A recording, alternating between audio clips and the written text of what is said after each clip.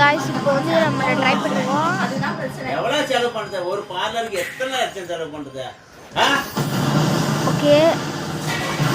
இந்த மாதிரி கார் நீங்க எங்கேயாச்சும் பார்த்துருக்கீங்களா? பார்த்ததில்ல.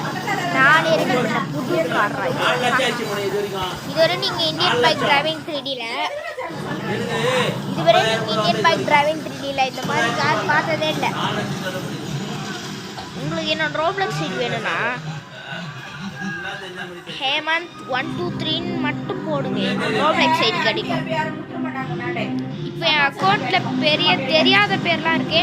ஆனா போடுங்க. நான் 1 ரூபி ரோப்ளக்ஸ் கூட செலவு பண்ணாம கேம் உள்ள கேம் ஆடி